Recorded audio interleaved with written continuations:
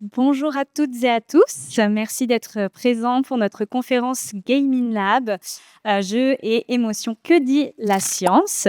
Je suis Léa Martinez, représentante de Gaming Lab. Gaming Lab, c'est notre programme à Asmodée de financement et valorisation de la recherche académique sur le jeu de société.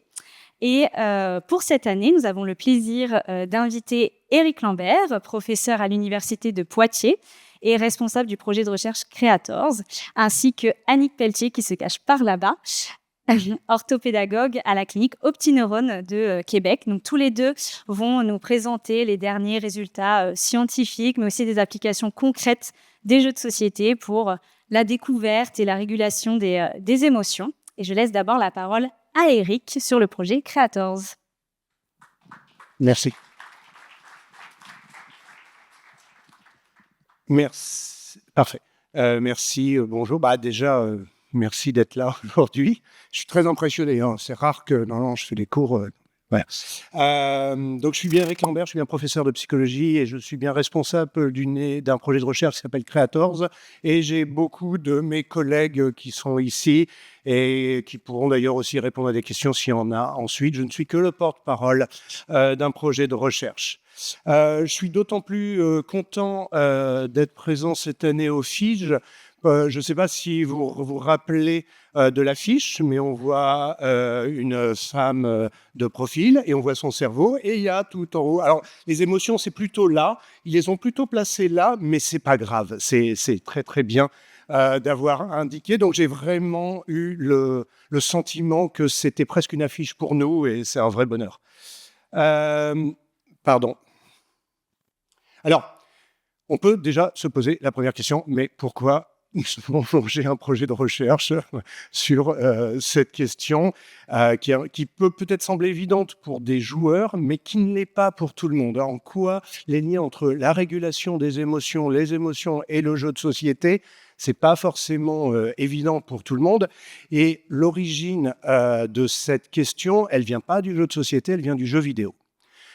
À partir des années 2010, alors il y a des recherches avant, mais à partir des années 2010, le jeu vidéo devient le loisir premier pour les adolescents.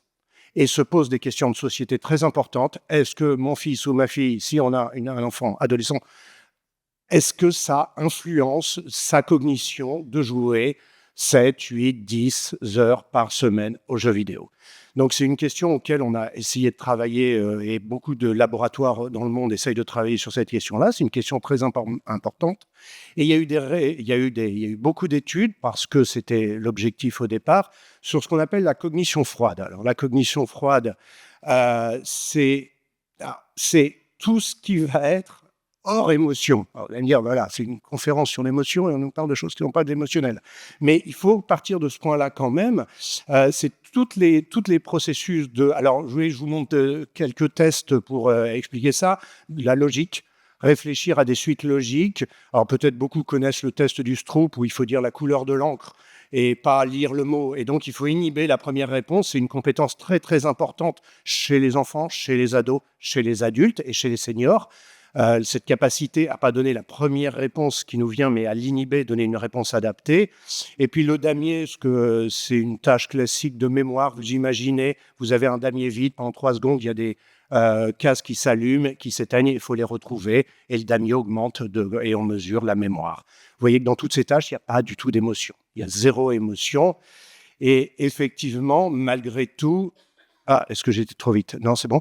Effectivement, malgré tout, on sait que cette cognition froide joue un rôle très important, et d'où l'idée de regarder avec les pratiques ludiques, joue un rôle très important. Alors, chez les enfants et chez les adolescents, par exemple, sur la réussite scolaire. Les meilleurs sur cette cognition froide et aussi ceux qui réussissent le mieux à l'école, indépendamment par exemple, de la catégorie socio-professionnelle ou indépendamment de leur quotient intellectuel. Et puis, chez l'adulte, on a aussi des résultats. Alors, il y a plein de résultats. Là, il y a vraiment des années et des années de recherche. Donc, je mets quelques exemples sur la performance au travail, sur la capacité de s'adapter après un changement professionnel ou un changement personnel, et la capacité à apprendre de nouvelles procédures, par exemple, si on change de métier. Donc, la base, je vous parle un peu de jeux vidéo, un peu de cognition froide. Et l'idée, c'est à la base, sur ces recherches-là, la première idée, mais qui est très ancienne, c'est de se dire, bah, il y a une sorte de fatalité. Il y en a qui ont une bonne mémoire, il y en a qui n'en ont pas. Il y en a qui ont une bonne capacité d'inhibition, il y en a qui n'ont pas. Il y en a qui sont logiques, il y en a qui n'ont pas. Peut-être certains d'entre vous disent, moi j'ai une très mauvaise mémoire, une très bonne mémoire, etc. Et puis ce côté, bah voilà, on n'y peut rien. Bah, on y peut quelque chose quand même, parce qu'on sait que les pratiques quotidiennes vont venir influencer cette cognition froide. La première qui a été mise en évidence il y a maintenant un certain nombre d'années, c'est l'activité physique. Le fait d'avoir une activité physique chez les enfants, chez les ados, chez les seniors, fait qu'on développe plus vite ou alors on maintient ses compétences. Donc, c'est vraiment quelque chose d'important. La pratique d'un instrument de musique, c'est aussi, alors il y a moins de recherche, mais c'est aussi quelque chose qui est positif, bénéfique au développement de la cognition froide, à cette mémoire, aux attentions, à la logique, et les jeux vidéo aussi. Les jeux vidéo, qui ont des fois un préjugé un peu négatif, sont aussi, peuvent avoir un effet bénéfique. Et par exemple, ça a été montré en comparant les joueurs et les non-joueurs de jeux vidéo. Eh bien, si on compare joueurs et non-joueurs de jeux vidéo, et là encore, je résume 15 ans de recherche et des dizaines et dizaines de recherches, on voit qu'il y a un bénéfice pour les joueurs sur la flexibilité mentale, la capacité de passer d'une stratégie à une autre, pas être rigide dans une stratégie, des capacités attentionnelles, et puis des compétences de mémoire, de travail, on va dire visio-spatial, se repérer dans un espace, se rappeler d'un chemin, enfin toutes ces compétences-là qui mettent en jeu donc la mémoire visio-spatiale est quelque chose qui est aussi relié, qui est à l'avantage des joueurs de jeux vidéo. Mais vous êtes ici pour les jeux de société. Alors, est-ce qu'on va retrouver le même bénéfice sur les jeux de société? Alors, première chose, je vais mettre un préambule. Première chose, beaucoup moins de recherche. Deuxième chose, soyons très clairs, le temps moyen passé aux jeux vidéo, dans toutes les études qui sont montrées en France, en Europe, à l'international, montre que le temps moyen passé aux jeux vidéo, par exemple chez les adolescents, mais aussi chez les jeunes adultes, est largement supérieur au temps moyen passé aux jeux de société. Et si on veut avoir un impact sur la cognition, c'est pas vous voyez, une partie de jeux de société par mois qui pourra avoir un impact. C'est pas raisonnable de pouvoir penser ça. Il faut que ça soit une pratique quand même suffisamment avérée, maintenue, répétée. Et c'est une des raisons de ma prudence de tout ce que je vais dire à partir de maintenant. Il y a beaucoup moins alors, il y a des gros gamers de jeux de société, mais c'est quand même beaucoup moins fréquent. Et en moyenne, même sur des joueurs habituels, le temps de jeu de vidéo est plus important. Si demain vous dites « Ah, l'activité physique, ça m'améliore ma mémoire », si vous allez faire 20 minutes de course, après vous dites « C'est bon, je suis rentré, j'ai une bonne mémoire ». Non, il va falloir répéter ça régulièrement et se faire mal régulièrement pour bien oxygéner son cerveau et améliorer sa cognition froide. Alors, dans les jeux de société, vous avez vu Léa qui a fait l'introduction, et je vais m'appuyer sur la thèse de Léa que j'ai eu la chance de diriger avec mon collègue Manuel Jiménez. On a dirigé cette thèse, et c'est, à ma connaissance, la première thèse en France sur la question à pratique de jeux de société et cognition. Et Léa, c'est elle, c'est pas moi, je suis que porte-parole, a trouvé quelques résultats qui sont en faveur du jeu de société aussi. Elle a montré que les jeunes qui jouaient, la fréquence de jeu, les habitudes de jeu des jeunes aux jeux de société est reliée à cette capacité d'inhibition dont je vous parlais. Cette capacité à pas donner la première réponse automatique. Donc, on a un lien entre fréquence de jeu, vous voyez, fréquence de jeu, ici, je parle bien de jeu de société, et capacité d'inhibition. Elle a aussi montré que le score, alors on a bien sûr testé que quelques jeux, mais on a eu une population assez importante, mais le score en jeu de société était relié aux compétences scolaires en mathématiques. Donc, c'est des résultats préliminaires qui sont intéressants, qui montrent quand même des premiers liens. Alors, ils demanderont beaucoup de recherches encore à l'avenir, mais qui sont optimistes, d'accord, encourageants. Et puis, l'idée aussi, c'était de se poser la question, est-ce qu'après avoir joué une partie de jeu de société, j'ai un boost? Est-ce que j'ai un boost sur certaines compétences? Alors, je montre que les résultats significatifs. Eh bien oui, après avoir passé un certain temps, alors quelques dizaines de minutes sur un jeu de société, on améliore pendant aussi un court temps, juste après le jeu, son attention visio-spatiale, cette capacité attentionnelle visio-spatiale. Mais attention uniquement sur les jeux qui sont rapides, dont on a besoin de décider rapidement, c'est-à-dire ce qu'on va appeler les jeux de société d'action et pas les puzzle games, enfin les jeux de société de réflexion. Et là, on n'a pas trouvé d'effet. Ça ne veut pas dire qu'il n'y a pas d'effet. Ça veut dire que nous, ce qu'on a mesuré, ça ne marche pas. Mais je répète, à chaque fois, on doit faire des choix. Donc, les jeux de société d'action semblent être intéressants à court terme. Est-ce que maintenant, si je répète cette activité régulièrement, est-ce que le maintien va être beaucoup plus long dans le temps? Ça, c'est une question qui reste encore. Je pose plus de questions que je ne réponds. Je suis... Voilà, quoi.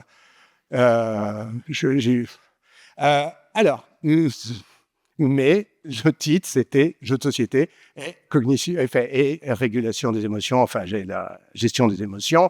Et donc là, justement, il faut plutôt parler de cognition chaude. Alors, la cognition chaude, c'est toute cette régulation émotionnelle. Vous voyez, c'est le fait que je dois gérer mes émotions et je ne dois pas craquer sous la pression, ne pas envoyer un coup de boule à un Italien et nous faire perdre la finale de la Coupe du Monde.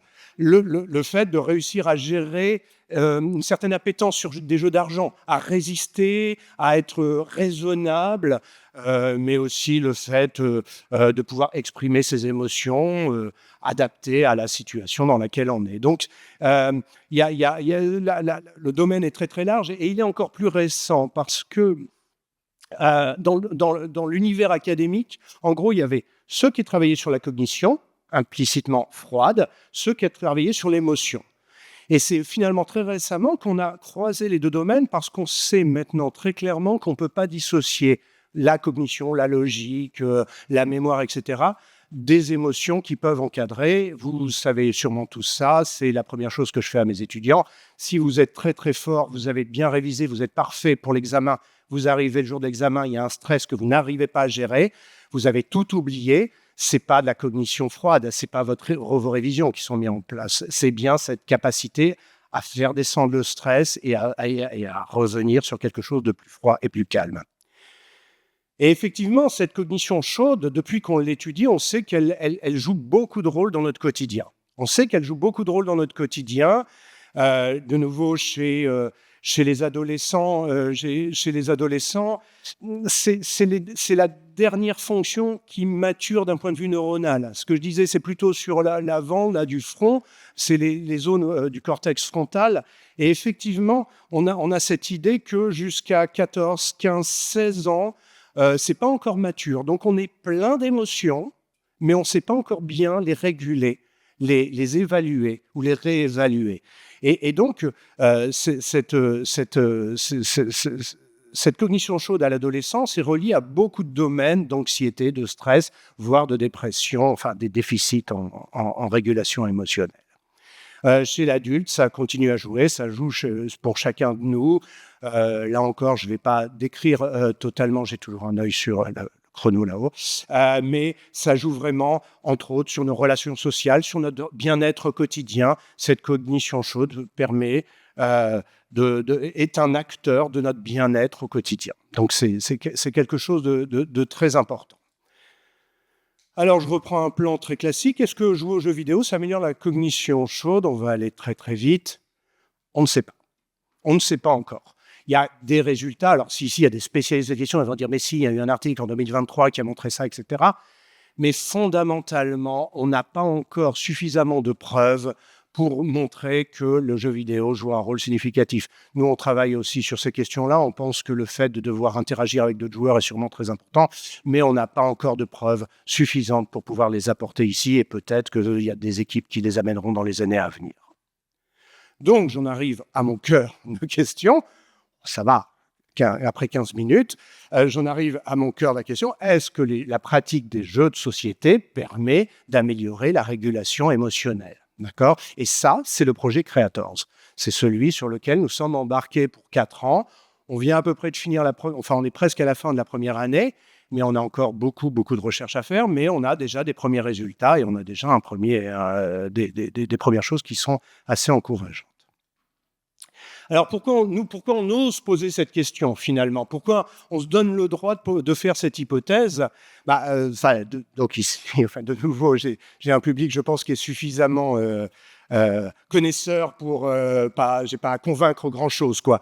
Mais le jeu de société, et donc là on est bien sur le jeu de société, implique de respecter des règles, ça c'est une cognition froide, mais surtout implique de respecter, ou pas d'ailleurs, mais les autres. C'est-à-dire que de fait, là, on a une interaction sociale et il faut bien gérer cette interaction sociale.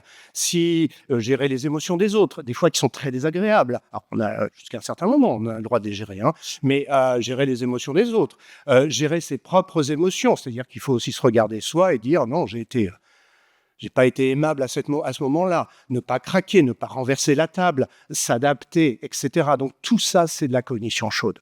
Donc nous, on se dit que jouer aux jeux de société, alors on est bien ici sur de jouer aux jeux de société à plusieurs, hein, on n'est pas donc à plusieurs, jouer aux jeux de société à plusieurs serait un levier parmi d'autres d'amélioration, de confirmation, de maintien de cette régulation chaude. Donc ça c'est notre hypothèse qu'on met en jeu. Alors juste, je reviens à ce que j'ai... oui, ça, vous voyez, un petit sage capucin, mais je ne sais pas si parmi vous, il y a des mauvais joueurs.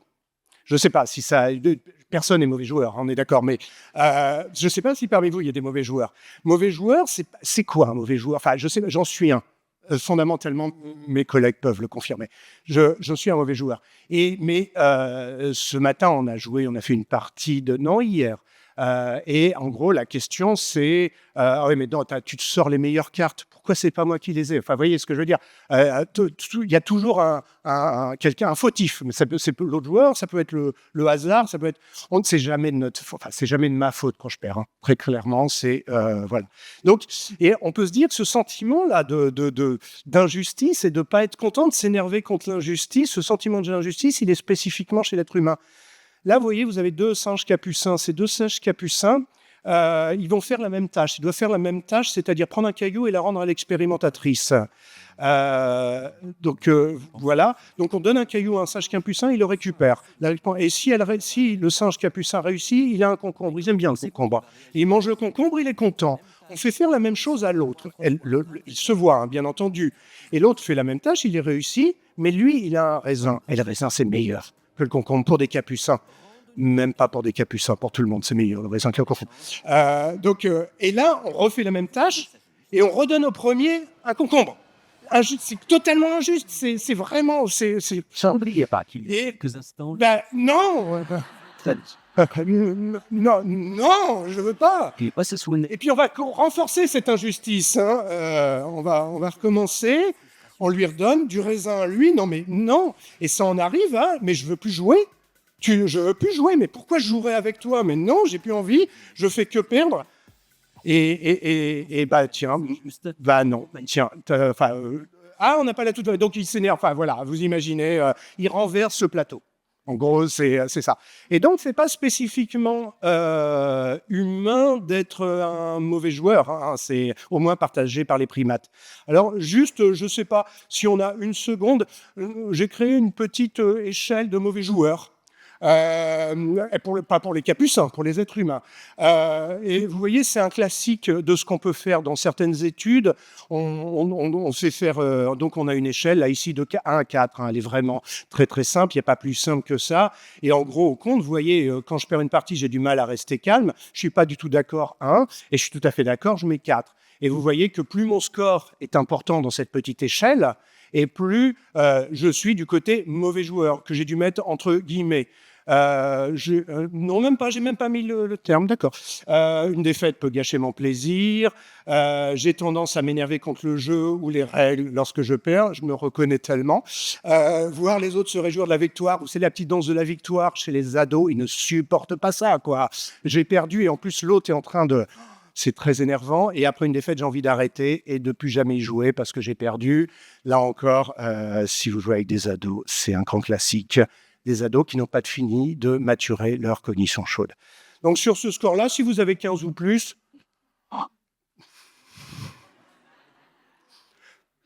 à voir. OK. Et puis si vous avez fini de maturer votre cerveau.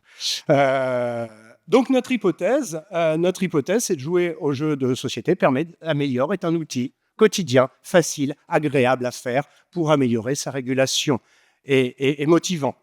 Donc voilà, je vous présente une première étude. On a donc 676 participants entre 20 et 60 ans. On leur a demandé leur pratique ludique, à quelle fréquence ils jouaient au jeu, à quel type de jeu ils jouaient. Et ça peut vous sembler un peu bizarre comme question, mais est-ce qu'ils jouaient toujours au même type de jeu ou est-ce qu'ils multipliaient régulièrement les jeux auxquels ils jouaient ? Soyons clairs, là encore, je ne sais pas si ici, il y a des personnes qui jouent quasiment qu'aux jeux d'échecs, ou quasiment à la belote, ou quasiment au bridge. On a des joueurs un peu comme ça, et puis il y en a d'autres qui changent de jeu toutes les semaines, et qui jouent à plein de jeux différents, et donc c'est ce qu'on appelle la diversité du gameplay. Donc on a fait ça, on a posé ces questions-là, vous voyez, la fréquence, et on leur a fait des questionnaires de régulation émotionnelle. J'en présente très rapidement qu'un seul. On commence par mettre une situation et après on demande, alors il faut une certaine forme d'honnêteté, mais on demande de répondre à cette question, voilà, une question qui peut faire peur, une question qui peut stresser, une question qui peut nous rendre très joyeux, etc., etc. Et on demande de savoir dans quel moment, à quelle mesure vous régulez vos émotions sur ces questions-là.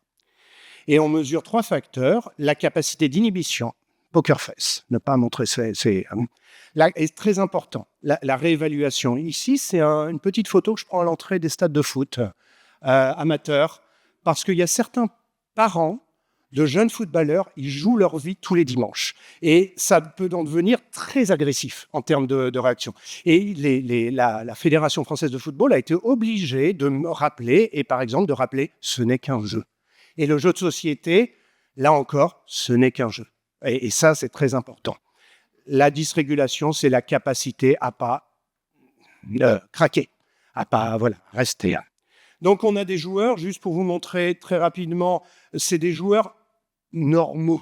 Je ne sais pas comment dire ça, mais vous voyez, la majorité joue plusieurs fois par mois. Mais c'est moins qu'une fois par semaine. Donc, ici, je n'ai pas mis les joueurs de jeux vidéo en parallèle, on aurait pu, mais c'est pour l'idée qu'on a des joueurs ordinaires. Il y en a certains qui ne jouent jamais. Ben, voilà. Et une fois par mois, c'est pas mal. Vous voyez, c'est le deuxième sur le premier, c'est plusieurs fois par mois, le deuxième, c'est une fois par mois. Résultat, on a 2 choses. Je parle pour les adultes. Donc, plus je joue aux jeux de société pour un adulte, et meilleur j'ai cette capacité de réévaluation, de contextualiser, de me calmer parce que c'est qu'un jeu. Mais pas dans la situation de jeu, dans la situation de la vie de tous les jours. Cette réévaluation, c'est une compétence très importante pour chacun de nous. Et la diversité des jeux, alors c'est un résultat qu'on n'attendait pas du tout, il est significatif, mais à l'inverse, plus je joue à des jeux différents, moins j'inhibe. Mais alors peut-être que inhiber, est-ce que c'est une qualité ou un défaut de ne pas montrer ses émotions ? Vous savez, si être capable de montrer sa joie ou sa tristesse, etc., c'est aussi une qualité.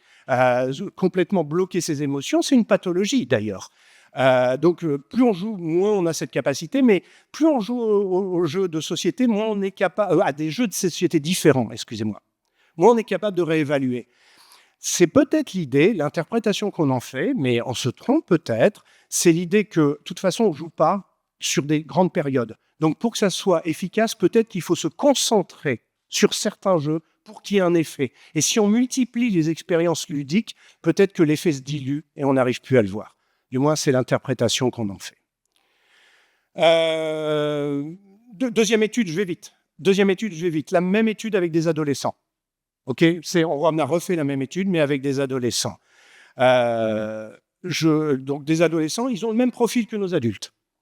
Là, on en a 447, je crois. Ils ont le même profil que nos adultes, pas les nôtres, mais que les adultes de la première. Oui, 447, c'est en gros. Donc, voilà, des joueurs moyens. Et là, on a on a 2 effets de nouveau. Plus les ados jouent au jeu de société, et le meilleur ils réévaluent la situation. Donc, on retrouve comme l'adulte, mais en plus, mieux ils arrivent à ne pas craquer sous la pression, à ne pas, je vais dire un terme, mais péter un câble dans une situation stressante. Et ça, c'est relié au temps de jeux de société au cours de leur jeune vie. La diversité, on n'a pas d'effet, mais ça ne veut pas dire que ça ne marche pas. On n'a pas d'effet. Peut-être qu'ils sont trop jeunes, ils n'ont pas assez de diversité pour qu'il y ait un effet. Là, ça ne veut pas dire qu'on ne trouvera pas quelque chose à l'avenir. Je finis. D'accord. Donc, étude 1 avec les adultes, étude 2 avec les enfants. Je suis en apnée. Hein. Étude 3. Alors, vous avez rappelé dans l'étude 1 et 2, c'était un questionnaire. Il y a de la désirabilité. Vous savez, dans les sondages politiques, etc., il y a toujours de la désirabilité. On met un peu ce que les... Donc là, on a fait des tests où il n'y a pas de désirabilité. C'est des tests chronométriques. On fait toujours notre questionnaire d'habitude de jeu. Et puis, on rajoute 2 tests. Alors là, Bart, vous imaginez, c'est très simple, ça marche pour les adultes. Vous gonflez un ballon. À chaque fois que vous gonflez, vous mettez un gonflage, vous gagnez de l'argent. Vous gagnez de l'argent. Alors nous, on n'a pas le droit de donner de l'argent aux ados. Hein. C'est interdit éthiquement. Mais ils avaient des petits cadeaux à chaque fois. Mais si on est trop gourmand, le ballon explose et on repart à 0. D'accord, c'est clair. Et donc, est-ce qu'on va être très prudent? Est-ce qu'on va prendre des risques? Voilà la première tâche. L'Iowa, le deuxième test, derrière chaque paquet de cartes, il y a un gain. On gagne encore de l'argent. Derrière, il y a des cartes qui nous font gagner beaucoup d'argent, d'autres beaucoup moins. Mais, de temps en temps, on perd de l'argent. Et bien entendu, les cartes qui nous font gagner beaucoup d'argent nous en font perdre beaucoup, et des cartes qui font gagner moins. Et il y a des paquets où, logiquement, c'est là où on va être les plus favorables. Et donc, on regarde le nombre d'essais nécessaires pour devenir raisonnable et puis être tenté par le gain. Ce que j'aime bien, l'auteur de ce test-là dit une vision myope de la récompense, court-termiste.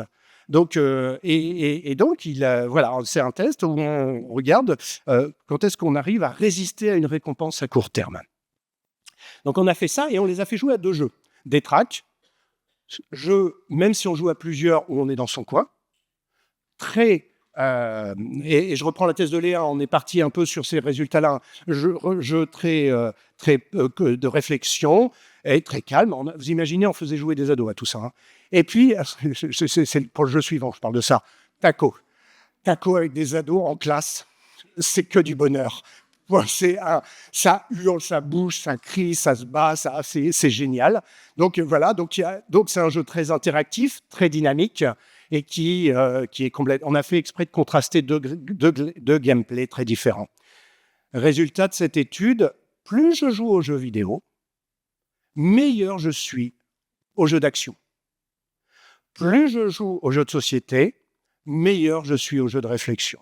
Rappelez-vous, c'est ce qu'on retrouvait avec la thèse de Léa, un peu, sur le bénéfice des jeux d'action. On le répète encore, mais des jeux vidéo d'action, ou des jeux d'action d'ailleurs, on le répète encore, mais on montre que la fréquence des jeux de société a un effet sur les capacités d'un jeu de réflexion. Et donc, l'effet qu'on va creuser maintenant, c'est de se dire que ça soit un jeu vidéo ou un jeu de société, c'est le gameplay qui est important. C'est la boucle de gameplay, c'est le gameplay dans le jeu qui est important. Que ce soit avec un écran ou que ce soit sur une table, le fait d'être sur un jeu d'action, c'est efficace pour certaines performances, mais pareil pour la réflexion. Donc on se détache un peu de cette dualité société-vidéo. Et le résultat au bar, vous savez, gonfler ce ballon est relié à la réussite à TACO. Donc, on est dans l'idée que le jeu de société pourrait être un moyen d'apprentissage de la prise de risque, c'est-à-dire être raisonnable, mais pas complètement trop timide ou trop excessif, mais le jeu de société pourrait être un entraînement à cette prise de risque. Eh bien, je vous remercie pour votre attention. Normalement, il y a une petite... Ah oui, pardon, non, elle arrive. Il y avait une diapo noire, je ne sais pas pourquoi. Excusez-moi. Donc, en conclusion de tout cela, je suis à pile 30 minutes. Hein. En conclusion de tout ça, la pratique des jeux de société, on commence à avoir des arguments, on va rester prudent.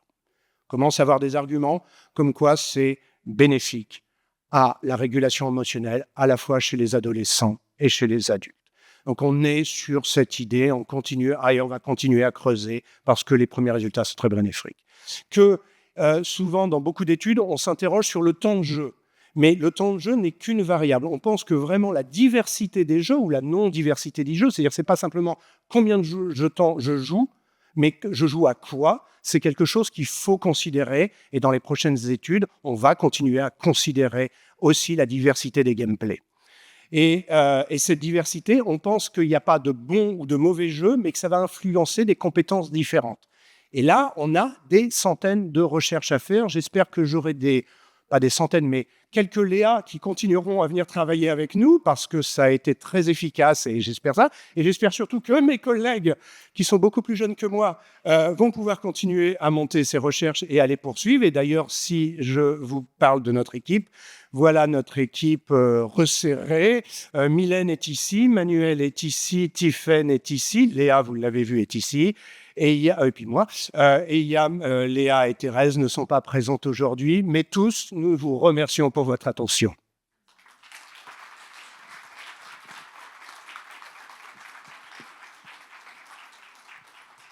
Merci beaucoup, Eric, pour cette chouette présentation. Je vous propose de garder toutes vos questions bien en tête. Je vais d'abord donner la parole à Annick, que j'ai perdue, que je ne vois plus, elle est là-bas, qui va enchaîner cette fois-ci sur peut-être des applications un peu plus concrètes d'utilisation du jeu de société pour la découverte, la compréhension, aussi la gestion des émotions. Et après, on aura un temps de questions-réponses avec à la fois Eric et Annick. Merci beaucoup. Annick, je te laisse la parole. Je vais vous mettre ça un petit peu plus exotique dans le vocabulaire. Je vais arriver avec un petit vocabulaire québécois. Attendez, je vais attendre que ma... Oh non, c'est moi, il faut que j'avance, hein? Ça. OK. J'attends. Merci, c'est gentil. Au revoir. Alors, bonjour tout le monde. Ça me fait vraiment plaisir d'être avec vous. Je vais juste enlever ça ici. Bon, là, Léa, je n'ai pas entendu qu'est-ce que tu as dit, là, mais tu as dû dire Annick Pelletier, puis c'est ça. Je suis en train de faire la jasette avec des gens. Alors, Annick Pelletier, je me présente. Moi aussi, c'est tout vrai ce qui est écrit sur la droite. Alors, je suis bien orthopédagogue. Je viens du Québec, ça s'entend. Alors, je suis orthopédagogue, c'est-à-dire que je suis comme un professeur spécialisé au Québec. Donc, les orthopédagogues, on a comme une formation comme un enseignant spécialisé, mais on travaille dans les écoles, en dehors des écoles.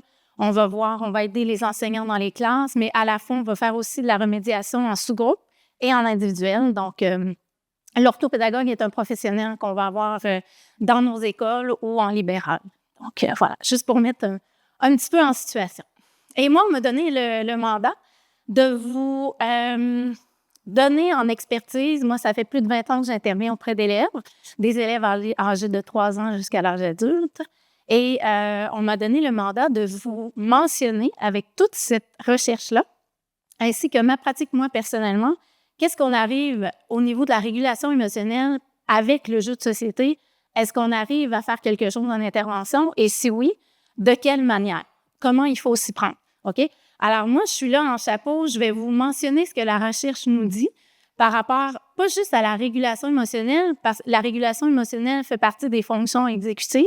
Donc, qu'est-ce que la recherche nous dit par rapport à la remédiation des fonctions exécutives par le jeu de société? OK? Donc, incluant la régulation émotionnelle. Mais aussi, cette recherche-là, ce que je vais vous montrer, ben moi, je vous certifie que c'est exactement ça, c'est ce qu'il faut faire parce que depuis 20 ans, c'est ce que je fais et c'est ce que je suis arrivée à faire qui fonctionne le plus. Mais ça m'a pris quand même 10-12 ans avant de trouver quoi faire à tâtons, essai-erreur sur le terrain. Moi, je suis vraiment une praticienne. J'ai une équipe de recherche. Moi, je fais pas de recherche. Je suis sur le terrain en pratico-pratique. Je produis des programmes et après ça, on voit en recherche qu'est-ce que ça donne. S'il y en a qui étaient là, il y a peut-être, pas l'année dernière, Léa, je me semble que c'est il y a 2 ans de ça, on avait donné des résultats par rapport au projet de recherche Jeu Métacogite. Alors, je ne sais pas, à me lever, qui était là il y a 2 ans quand on avait parlé de cela, juste pour savoir. OK, c'est ça. Parce que là, je n'osais pas, moi, remettre des diapos là-dessus. On commence à radoter les mêmes affaires.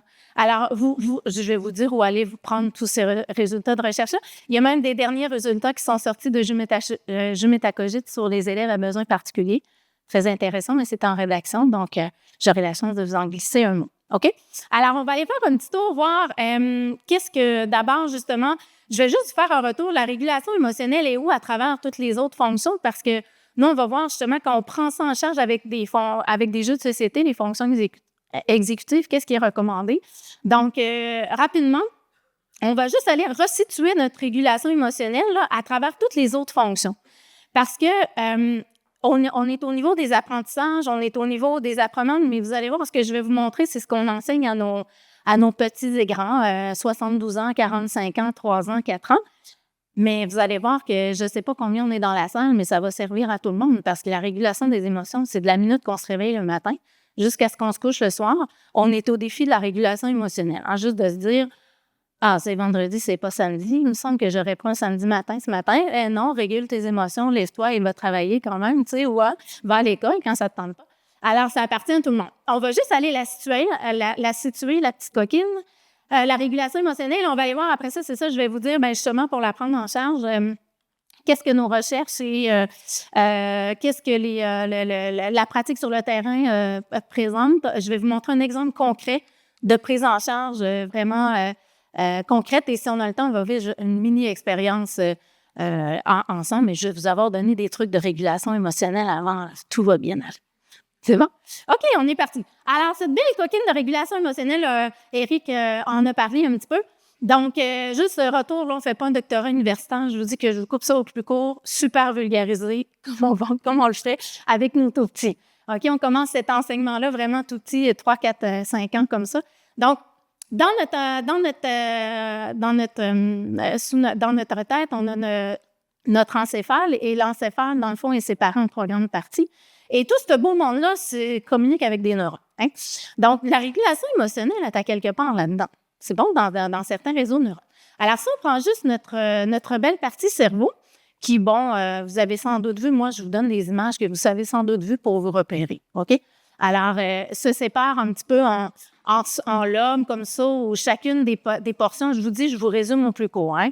Chacune des lobes que vous voyez va avoir des réseaux de neurones qui se spécialisent, hein, c'est pas tranché au couteau, hein, mais se spécialisent dans certaines fonctions. D'accord? Donc, je passe un peu rapidement. Vous voyez, on est au niveau régulation spatiale, traitement de la vision, langage, mais là, ça ne veut pas dire que lui, il gère juste le langage. Je vous ai dit qu'on y allait résumer pour en arriver justement à notre régulation émotionnelle. Alors là, on s'en va tranquillement. Là, vous voyez là, le lobe insulaire là, qui est plus comme vers le centre, là, vers le dessous. Bien, à quelque part là, et mi-chemin un petit peu vers l'arrière, là, on ne rentrera pas en détail, mais on a une section on a à quelque part dans notre cerveau une région qui va pulser les pulsions. D'accord? Mais c'est une autre région qui va les gérer. Et c'est un peu ça qui est problématique dans l'affaire, c'est qu'il y a une région qui est, le lobe insulaire, comme vous pouvez voir, mais c'est un siège de pulsion. Pulsion, désir, envie. J'ai envie de boire un chocolat chaud, là, par exemple, c'est lui. Mais tu comprends, lui, il fait juste dire « j'ai envie de boire un chocolat chaud, j'ai envie d'un chocolat chaud, puis j'ai envie d'un chocolat chaud », puis il revient avec ça, là. Tant et aussi longtemps qu'il n'y aura pas de chocolat chaud, tu comprends? Il ne gère pas l'envie. Il ne fait que l'envoyer dans l'univers. Disons ça comme ça. On va avoir le lobe frontal en orange, comme vous pouvez voir, où vont siéger nos fonctions exécutives qui vont devoir s'activer pour venir réguler cette pulsion-là. D'accord? Alors, on est toujours comme en espèce de conflit cognitif entre ces deux sections-là. Et comme Éric l'a mentionné, à l'adolescence, c'est pire. Parce que, tout le reste, le lobe insulaire, c'est bien présent hein, depuis la naissance, mais le lobe frontal, il n'a pas fini son développement. Et là, avec tout le mélange d'hormones aussi qu'il y a là-dedans, ça peut être un super foutoir. Ça dépend de l'heure de la journée et du moment de la semaine. Alors, la régulation peut être encore plus difficile, dans le fond, à cet âge. Alors, si on résume en images, voilà, on a le petit monsieur au centre hein, qui nous envoie beaucoup de pulsions. Ce que vous voyez là, vous voyez mon cœur? C'est comme un ballon d'anniversaire. Là. En France, vous dites un ballon d'anniversaire. Hein? Nous, on dit une balloune. Je ne sais pas si vous avez déjà entendu le mot balloune. Alors, une balloune, c'est un petit ballon d'anniversaire qu'on va gonfler. OK? Alors, c'est ça, quand vous voyez comme ça, c'est ma petite balloune qui est gonflée, mais ma balloune gonfle, mais mon lobe frontal doit venir la réguler finalement. OK? Alors, nous, on parle là-dessus. Alors, en détail, à l'intérieur, voilà, c'est qu'on va avoir la section qui va être comme plus, vous le voyez, le lobe insulaire qui est comme plus rosé. OK? Fait qu'on va avoir comme tout, c'est le système, les réseaux neuronaux là, qui sont en bas, qui vont s'occuper de certains trucs de survie, comme vous voyez. Au centre, on va avoir les pulsions vraiment qui vont être ici, mixées. Des fois, même, on se demande si le cervelet joue pas un petit rôle là-dedans. Alors, à suivre dans les recherches. Mais c'est là que notre régulation émotionnelle, le système de pulsion va être. Et puis, la ballonne, là, quand elle gonfle, c'est là. Donc, stress, je suis stressée, je suis inquiète, puis là, ça part. Puis là, l'anxiété, tout à coup, mais là, si on manque de temps, puis là, finalement, on va manquer le train. Mais là, il ne faudrait pas que j'oublie telle erreur. Puis là, ça part, là, cette histoire-là. Et alors là, c'est des pulsions comme ça qui sont gérées, qui sont générées. Mais ça peut être aussi tous les désirs puis les envies. Alors, par exemple, votre enfant qui a envie, un bon vendredi matin d'école, là, de faire un modèle à coller avant de partir à l'école, c'est ça qu'il a envie de faire. Donc là, la petite dopamine qui part, puis moi, j'ai envie de faire un modèle à coller, puis j'ai envie de faire un modèle à coller, mais ce n'est pas rationnel de faire un modèle à coller le vendredi matin avant de partir à l'école, peut-être. Donc, c'est ici là, que ça se passe. Donc, il n'y a pas de raisonnement ici, ce sont vraiment que des pulsions. OK? Eureka, on a un autre secteur dans notre encéphale, hein, qui va servir justement à tout ce qui est le système de raisonnement, de pensée, toutes les idées qu'on a, la créativité, toutes nos connaissances, le système mémoire à long terme, mémoire à court terme, et en avant les fonctions dites exécutives. Et ces fameuses fonctions exécutives, bien, la régulation, il en fait partie. Vous voyez mon petit policier prendre des décisions, bien, c'est dans ce secteur-là. C'est bon? Alors, c'est lui qui va venir la réguler, la petite ballonne, quand tout va bien. Alors là, vous comprenez qu'un petit bébé, là, quand ça a faim, ça a faim. Quand il s'endort, il s'endort. Puis là, bien, il va pousser des pulsions. Puis là, il va chigner, il va être comme... Alors, ça va être difficile. Là, son lobe frontal, lui, il n'est pas encore forgé. Mais alors, l'environnement autour va l'aider à venir forger tout ce système-là pour apprendre à se réguler, ou il va apprendre juste la voix de son papa ou de sa maman. Il va voir papa, maman. Des fois, il va arrêter de pleurer parce qu'il sait que le réconfort s'en vient, vous voyez? Et tranquillement, ces fameuses fonctions exécutives dans le lobe frontal vont se renforcer et vont venir assurer un certain système d'inhibition. Bon, ça peut être long avant que ça se développe complètement, non?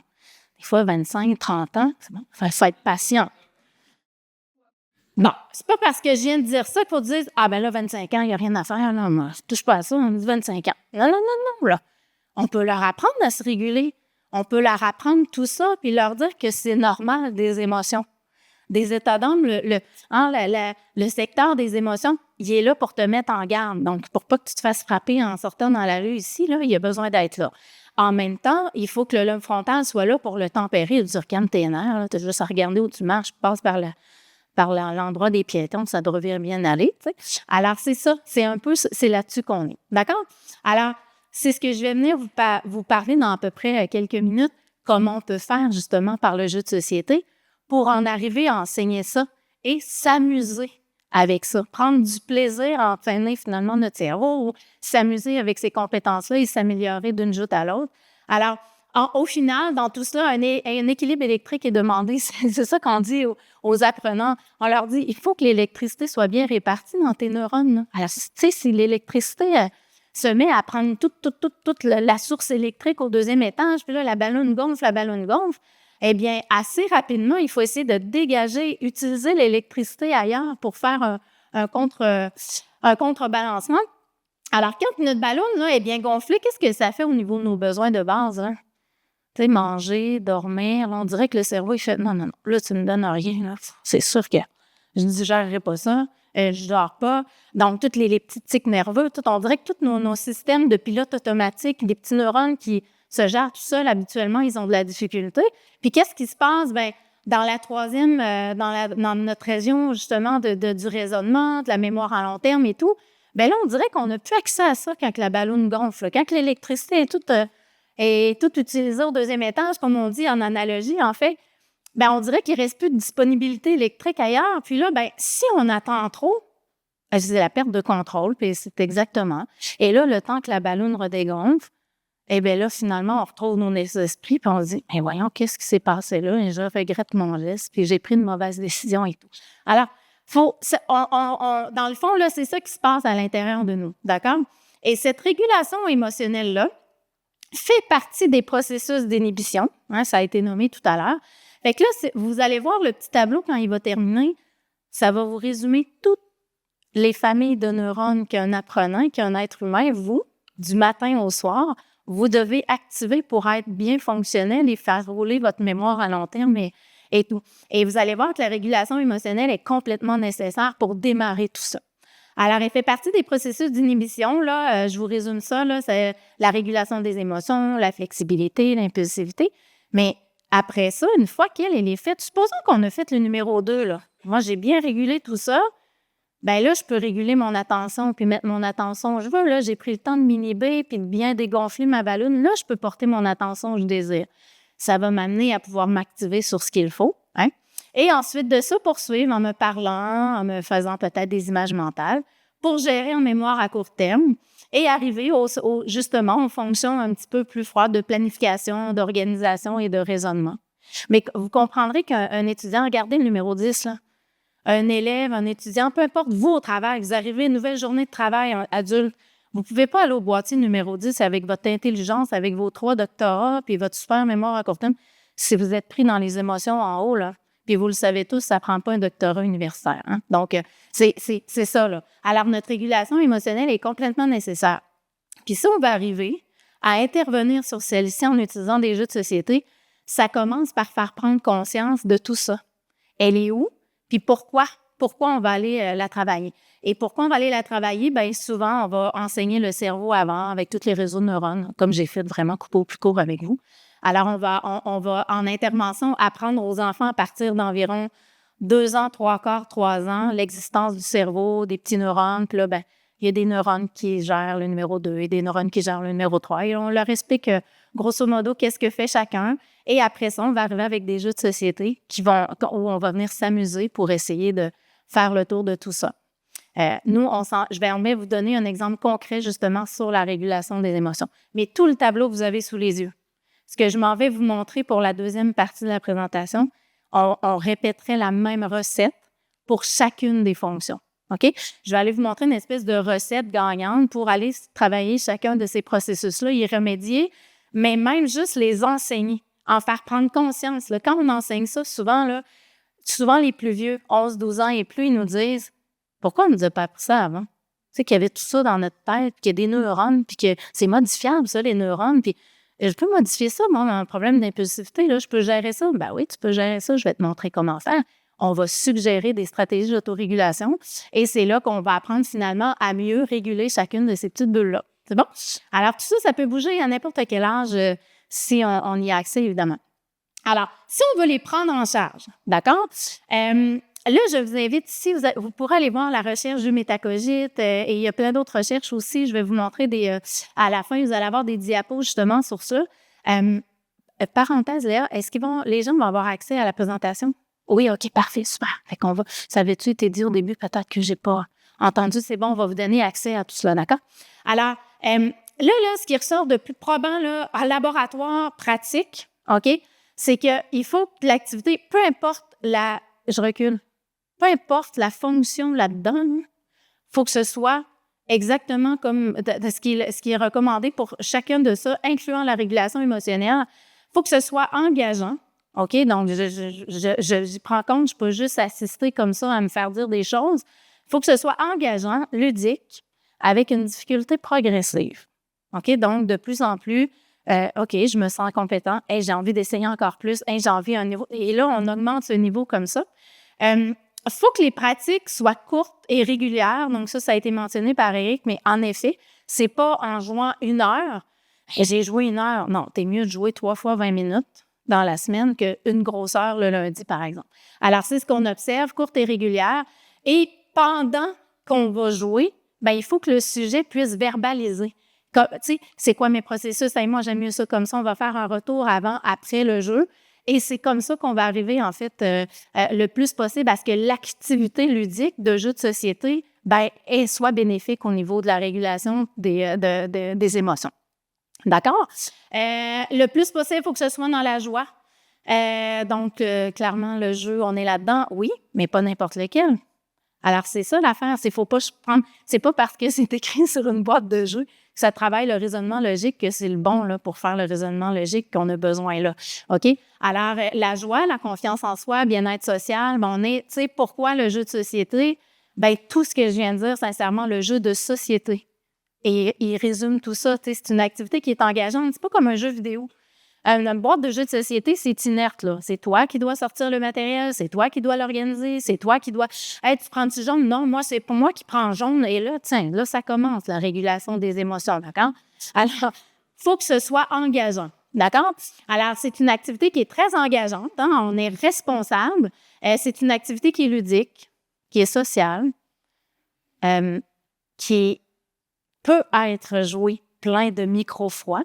OK? Donc, on peut choisir le temps qu'on veut. On n'est pas pris. On commence une partie, même si elle n'est pas terminée, on peut très bien laisser ça là et continuer la partie un petit peu plus tard.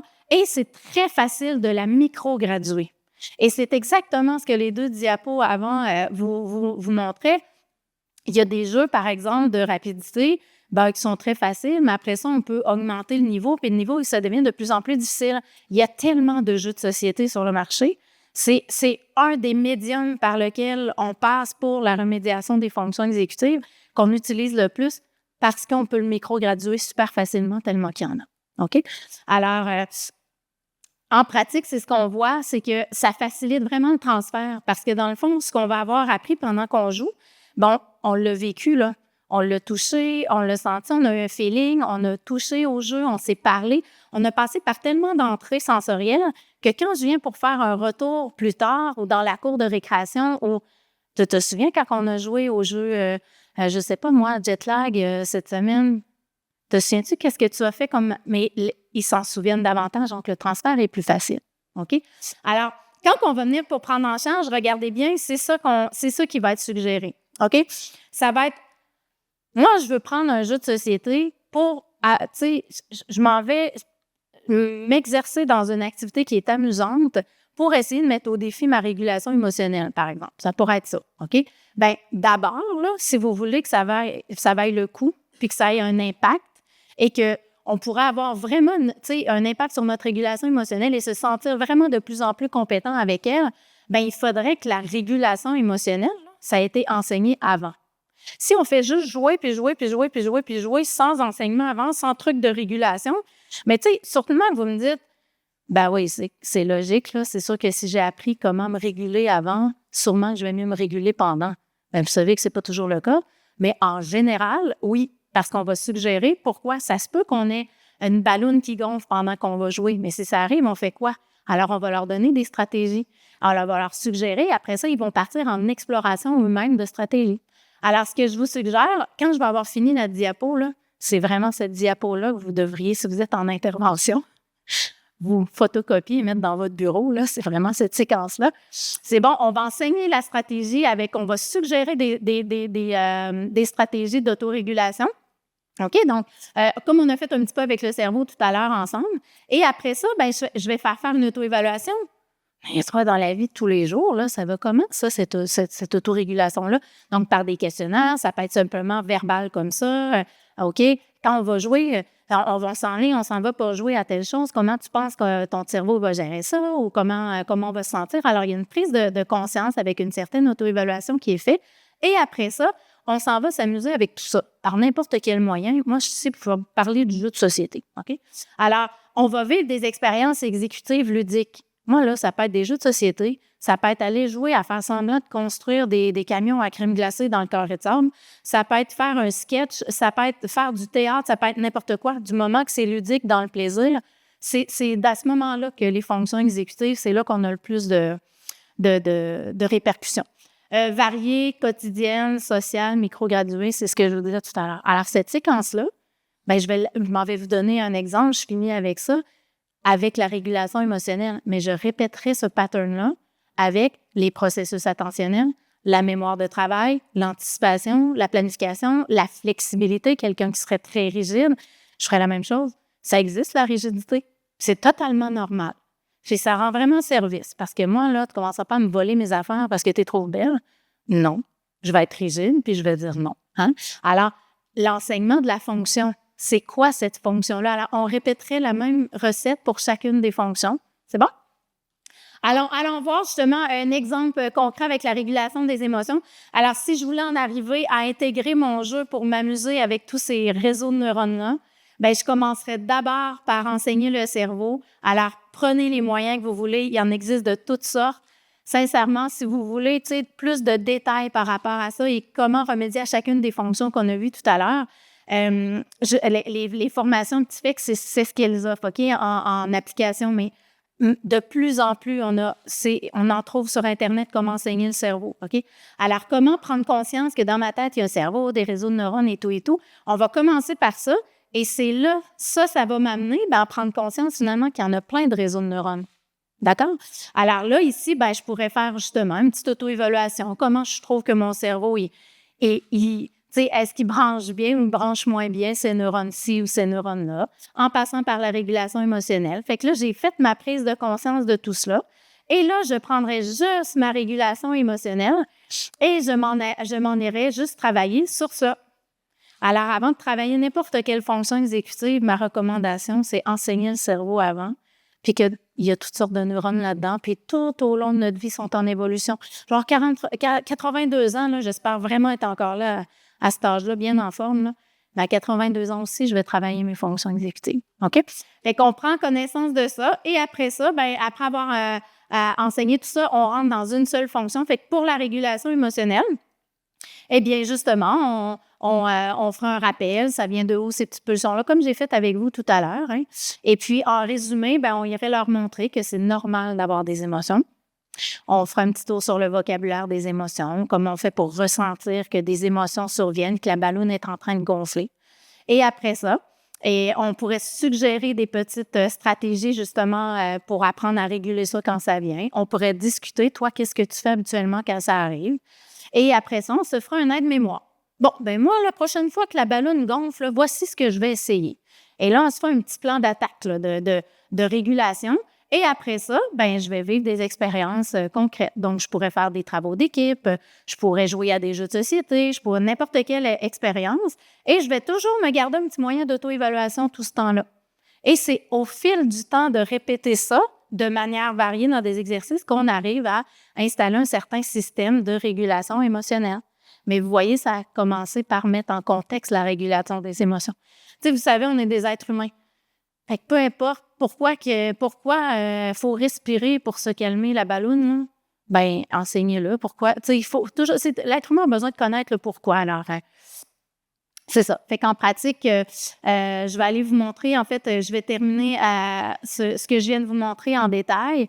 Quand je vous dis de commencer par une fois qu'ils ont compris, en fait, qu'on a des neurones qui pulsent les émotions et qu'il y en a d'autres qui viennent les réguler, ils sont là pour nous véhiculer des états d'âme. Commencez par mettre du vocabulaire sur les états d'âme. On ne peut pas gérer les émotions si on n'est pas capable de les nommer.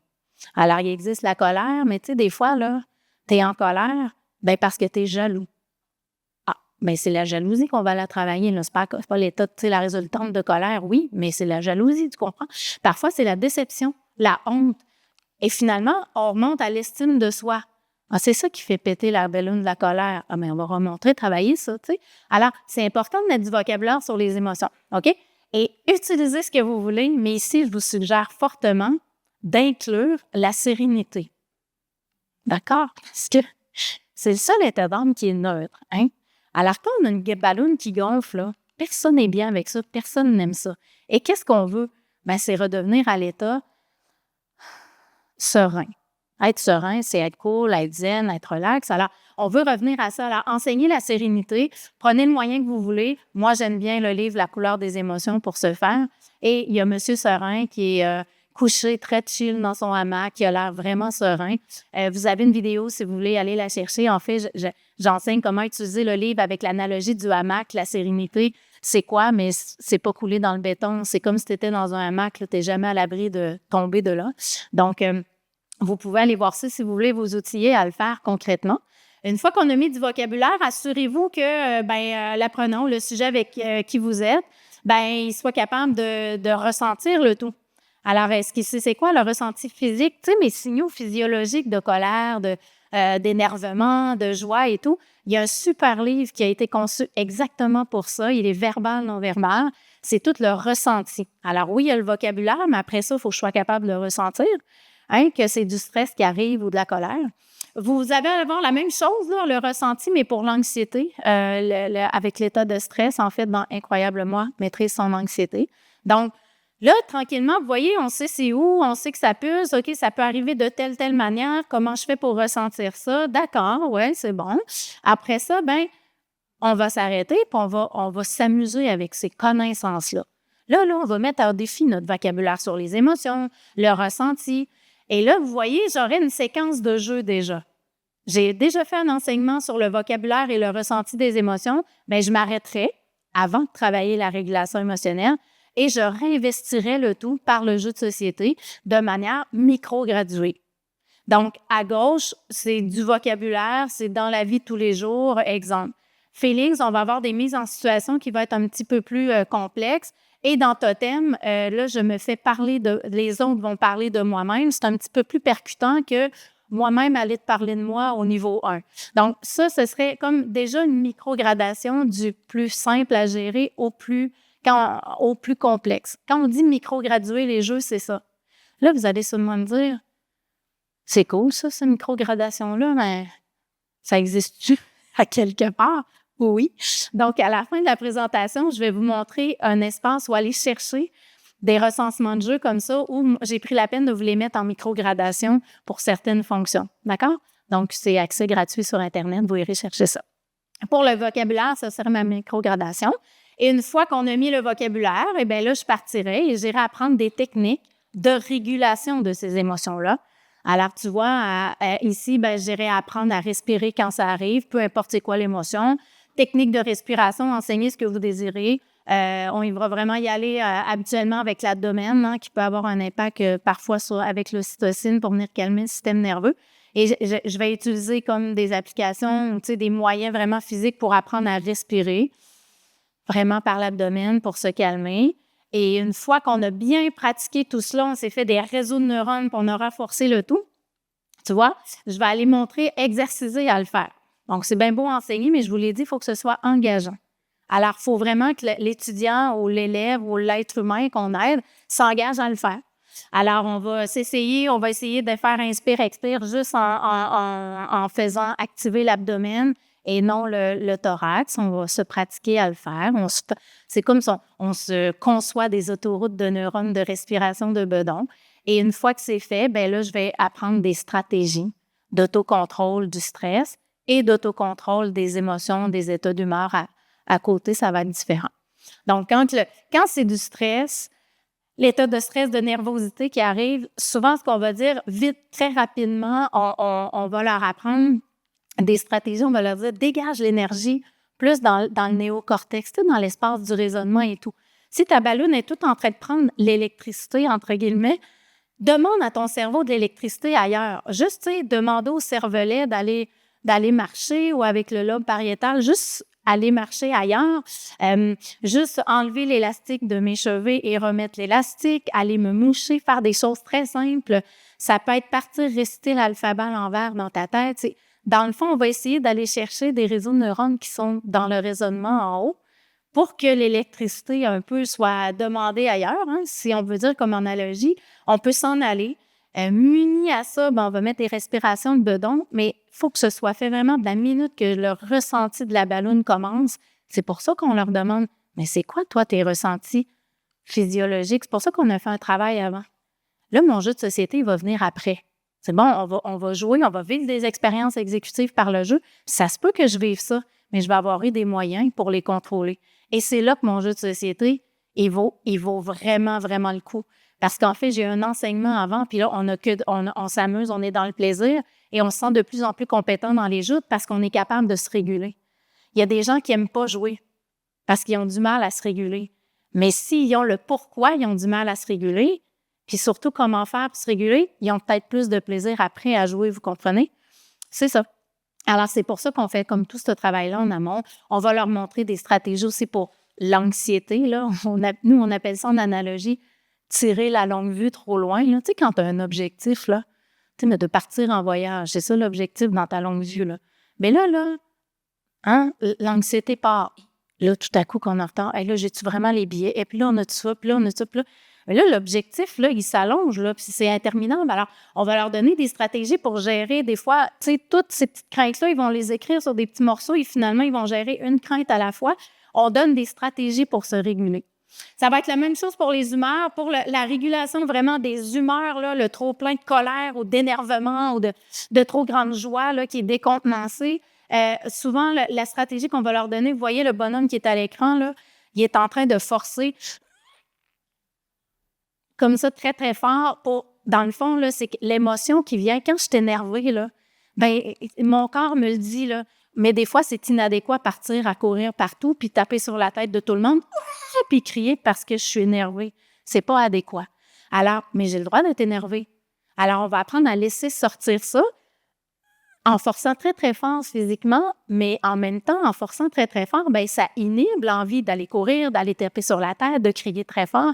Alors, c'est comme si c'est un truc qu'on a trouvé, retient force, qui aide vraiment à l'inhibition. Je laisse sortir l'émotion, mais en même temps, bien, je l'inhibe.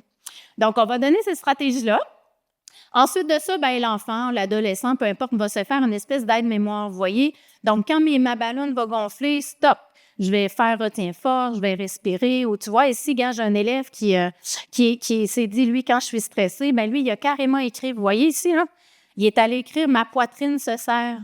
J'ai mal au bedon. » Le bedon, c'est la bedaine au Québec, là. Je ne sais pas comment vous appelez ça ici, l'abdomen. Avoir mal au ventre. Alors, lui, de la minute qu'il sent ça, bien, qu'est-ce qu'il va appliquer? C'est ces stratégies-là.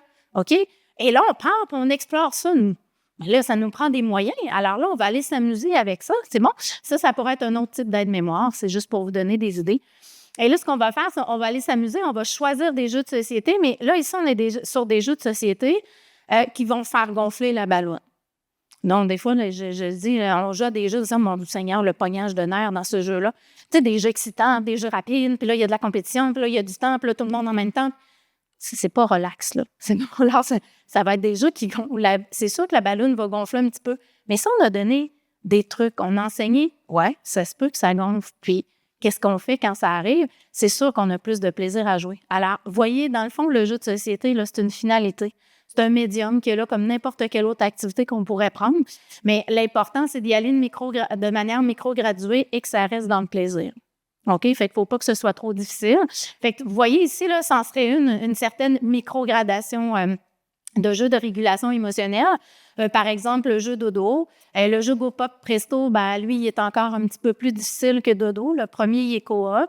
Le deuxième, il est compétitif, puis ça va vite. Puis ça, je ne sais pas si vous connaissez ça, c'est que je ne sais pas en France comment il s'appelle. C'est très vieux, ça, là. Perfection ici. Vous avez ça chez vous? Frustration, peut-être? Ça vous dit quelque chose? On démarre le chronomètre et là, le chronomètre à lui seul est insupportable. Fait que là, le plateau, il bouge et tu dois te dépêcher à mettre des petites pinouches dans les encastrés, mais tout le monde en même temps. Et à un certain moment, qu'est-ce qui se passe? Ça explose. OK? Tu comprends? Alors, on ne jouera pas avec ça en premier. Alors, on va s'amuser doucement. On va apprendre à avoir du plaisir en se régulant dans une tâche moins complexe avec Dodo. Et ultimement, ben, ça pourrait être une perfection. Mais c'est ça. Alors, tu sais, il faut faire attention parce que le jeu a comme premier but de procurer du plaisir et que ce soit amusant. Mais un jeu, c'est un défi cognitif aussi, c'est un défi social. C'est ça, le jeu de société. Je pense que c'est pour ça, d'ailleurs, qualitativement, que c'est tellement un outil extraordinaire parce que ça englobe tout ça, finalement. Donc, c'est une expérience exécutive en soi, là. Ouais. Voilà. Donc, vous voyez, tu sais, en pratique, pour terminer, ben, tu vois, là, c'est des petits copains qui sont en classe, tu sais, nous, cet enseignement-là, là, des fonctions avec le cerveau et tout, on fait ça dans nos classes, là. Alors, dans des classes au Québec, il y a des écoles au grand complet qui sont formées avec ces informations-là, finalement.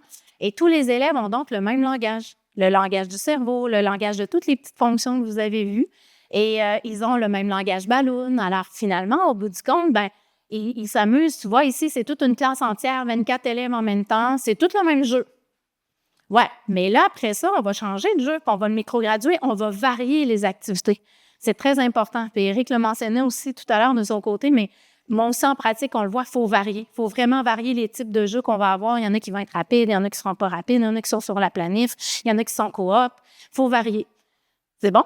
Et puis, quand je vais être avec eux autres, bien, qu'est-ce qui va s'être passé au final? C'est qu'avant la joute, on va avoir parlé de tout cela. Fait qu'on va avoir vu les règles de jeu. Les élèves, souvent, on les laisse autonomes, soit à écouter une vidéo de règles, soit à lire les règles par eux-mêmes. On fait un retour en classe. C'est quoi les stratégies que vous allez devoir utiliser, vous pensez, dans ce jeu-là? Alors, on ne le dit pas nécessairement qu'on est sur un jeu de régulation émotionnelle ou un jeu de planification, peu importe. On explique les règles du jeu. Les élèves vont voir, bon, c'est quoi les réseaux de neurones qu'on va le plus utiliser pendant la joute? Et ils vont avoir une petite discussion de groupe. Quelle fonction possiblement utiliser? Et là, ils partent, puis ils explorent. Puis là, ils jouent, ils s'amusent et tout, et on fait des retours. Ils vont se partager leur stratégie. Au besoin, nous, on est là pour réguler la régulation, leur amener d'autres stratégies. Et après la joute, bien, appréciation de la joute. Fait qu'on va toujours faire un retour en groupe. Alors, ça, c'est à 24 en même temps. Mais ça va être la même affaire si j'en ai juste un sous-groupe de 4 ou si je suis tout seul. Fait que je vais lui demander, puis, est-ce que tu l'as aimé le jeu? Pourquoi? Fait que souvent, c'est l'appréciation matérielle. Est-ce que le matériel, tu l'as aimé? Est-ce que tu l'as trouvé beau? Est-ce que tu as aimé ton expérience? C'est quoi l'expérience? Pourquoi tu l'as aimé, cette expérience-là? Et éventuellement, ça se pourrait qu'on parle aussi des stratégies utilisées. C'est bon? Alors, vous voyez, le jeu vient s'insérer vraiment comme en soutien, finalement, à tout cela. Mais pour que ça se fasse et que ça respecte l'aspect ludique du jeu, eh bien, il faut vraiment que ce soit choisi de manière micro-graduée. Et voilà. C'est sûr que moi, j'ai des critères de sélection aussi. Vous allez voir, justement, dans les dernières diapos, je fais des recommandations pour chacune des fonctions. Je vous laisse ça gratuitement sur mon site Internet OptiNeurone. Je vais vous montrer la diapositive et vous allez avoir des recensements de jeux comme ça classés. Vous en avez pour les mathématiques, le français et tout. Donc, c'est vraiment l'usage du jeu pour soutenir des apprentissages. Et la microgradation va être incluse à ce niveau-là. OK? Je vais vous laisser tout ça. C'est bon? Donc, au final, on se rappelle que c'est totalement normal d'avoir des pulsions, que la ballonne gonfle et que le caillou, notre cerveau, des fois, il devient comme complètement rigide, puis il n'est plus capable, il dit non, j'ai pas envie, je veux pas, le ballon gonfle, non. Mais on a des solutions pour ça. Et ça s'appelle la régulation des émotions, hein, et ici, on était là-dessus. Voilà. Donc là, c'est là que, je ne sais pas si on avait le temps de faire un petit exercice, non? Parfait, excellent. Donc, si vous vouliez faire l'exercice, vous pourriez simplement jouer au jeu de jet lag, qui est de, je pose une question, tu la gardes en tête, tu t'en fais poser une deuxième et tu réponds à la précédente. Tu sais, vous voyez ce genre de jeu comme ça. Ça fait un petit peu gonfler la balloune et là, je vous aurais fait jouer avec quelqu'un que vous ne connaissez pas dans la salle. Alors là, ça aurait fait « Ah, je ne le connais pas, lui. » Alors, des fois, ça, on est un peu rigide, on dit la petite balloune qui gonfle et tout, mais c'est une bonne expérience qui prend à peu près 3-4 minutes à faire, mais ce serait une bonne chose qu'on aurait pu faire. Alors, je vais juste vous laisser justement les outils. Alors, vous allez pouvoir avoir ça, dans le fond, vous allez avoir la présentation, mais sur le site Internet de la clinique OptiNeurone, je vous en donne des recensements. OK? Et par exemple, les jeux qui sont là, c'est que j'ai des critères assez précis. Je sais qu'est-ce qui fonctionne pas ou qu'est-ce que les élèves, les étudiants aiment moins. Souvent, on aime ça que ce soit aussi rapide, accessible pour les parents à la maison, tu sais. Donc, j'ai des petits critères comme ça. Alors, vous allez avoir ça dedans. Et vous avez aussi également la chaîne YouTube OptiJeux. Alors, si ça vous intéresse, vous dites hey, « moi, j'aimerais ça faire ça », tu sais, puis réinvestir sur d'autres fonctions, sur la chaîne YouTube, vous avez deux choses. Vous avez des vidéos de règles, OK? Mais vous avez des vidéos de stratégies d'autorégulation pendant qu'on joue. Ce sont vraiment des stratégies cognitivo, comme je viens de vous montrer. Alors, vous avez toujours, mettons, le même jeu, mais présenté sur deux modes. Alors ça, je vais vous laisser ça. Vous allez, en tout cas, je ne sais pas si vous avez pris le QR code, mais sinon, vous allez avoir accès à ça. Mais l'important là-dedans, c'est de vous amuser. C'est ça, c'est que ça reste plaisant. C'est ce que je mets.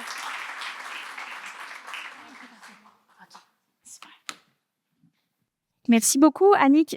Tu peux nous rejoindre, Eric, évidemment. Tu peux garder le micro, Annick, et j'en donne un à Eric aussi. On va prendre un... Ah, on ne m'entendait pas. OK, parfait. Allez, on va pouvoir prendre un moment de questions-réponses pour que vous puissiez échanger avec nos conférenciers. Oui. Et vas-y, je te laisse dire un mot sur le QR code. Juste, vous avez vu... On a besoin, voilà, ça y est, on a besoin toujours de participants à nos études. Donc, on est très, très opportuniste, surtout qu'on n'est pas très, très riche. Donc, dès que j'ai le moyen de solliciter des participants gamers, je le fais.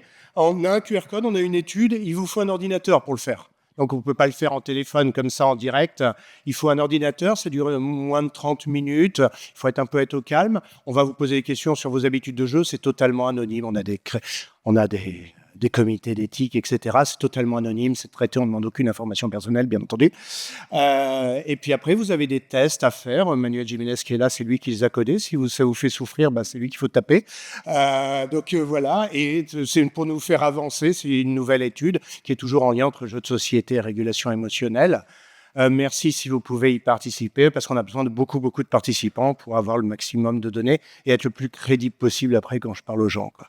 Voilà, c'est tout. C'était juste, je voulais préciser. Alors oui, il y avait une main levée déjà par là-bas. Un micro va vous être passé. Ah oui. Bonjour Michel, merci Annick parce que on parle des émotions et vous avez parlé des monstres, des émotions, mais vous avez surtout parlé de feelings. Enfin, vous avez présenté feelings qui, quand on parle de jeu autour des émotions, est un jeu qui permet d'exprimer les émotions face à des tas de situations différentes. Donc c'est beau parce que c'est pas un jeu Asmodée, c'est un jeu BlackRock. Et c'est bien de faire cette transition de l'universalité des éditeurs. Feelings, comment vous l'utilisez avec les enfants par rapport à la médiation et par rapport à leur expression d'émotion? Parce que quand ils arrivent à identifier quelles émotions ils ont, on a déjà presque passé le cap de ne plus avoir des handicapés émotionnels, mais d'avoir des êtres humains qui réagissent émotionnellement parlant et qui sont capables de savoir quelles sont leurs émotions. Comment vous l'utilisez, s'il vous plaît? Alors, on va l'utiliser, si je suis tout seul avec un apprenant, lorsqu'il va lire une situation, il va la nommer, donc son expression, il va verbaliser et on va le remettre en contexte. C'est bon? Et là, par exemple, bon, ça t'est arrivé ou pourquoi tu me dis ça comme ça, mais si la balloune gonflait, qu'est-ce que ça donnerait? Ce serait quoi ta réaction physique dans une telle situation qui est nommée, que tu as choisie sur la carte? Et comment tu arriverais à dégonfler la balloune? Donc, c'est beaucoup comme ça que tous les jeux comme ça, il y en a aussi chez Placote où ce sont des mises en situation comme ça qui sont nommées ou des mises en situation réelles de vie que le sujet va choisir.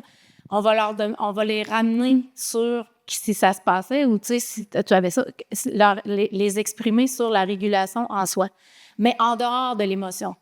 Fait que c'est comme si on préparait le cerveau, si jamais ça arrive, il pourrait se passer ci ou ça. Plus qu'on le fait, plus qu'on se rend compte que je sais pas, là, ce serait une recherche très intéressante à faire, surtout en imagerie. Quand on fait des mises en situation, j'ai l'impression qu'il doit se créer déjà des réseaux de neurones sans vivre l'émotion concrètement, vous voyez? Et c'est beaucoup comme ça qu'on va utiliser Feelings. C'est ce type de jeu où la collection socio-affective chez Placote aussi qui est fabriquée comme ça. On ne vit pas l'émotion, mais c'est une mise en situation qui est racontée qui pourrait très bien se passer. Alors, que se passerait-il avec ton cerveau, tu penses, s'il avait à vivre ça? On est beaucoup là-dedans. Je coupe ça au plus court, ouais. Ça ferait comme ça. Ouais. Bonjour.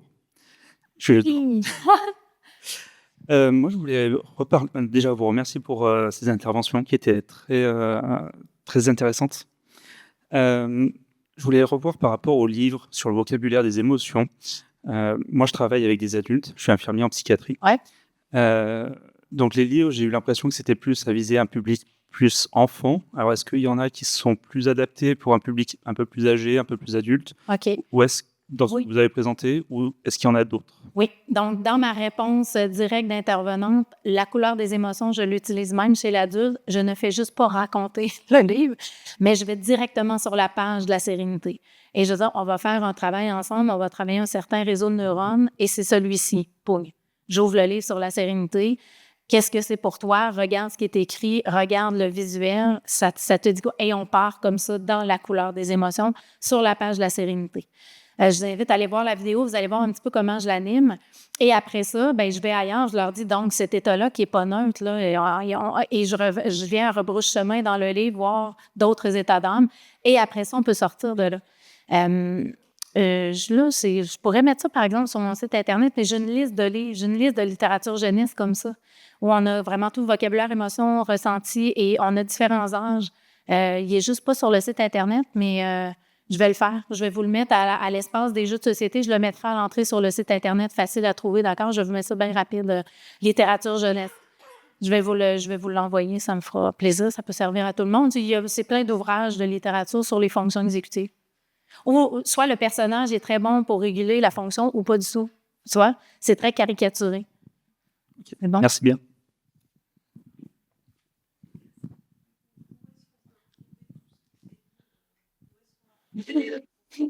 Ouais, la présentation, par exemple. Ouais, là, ça, je peux pas répondre à la question.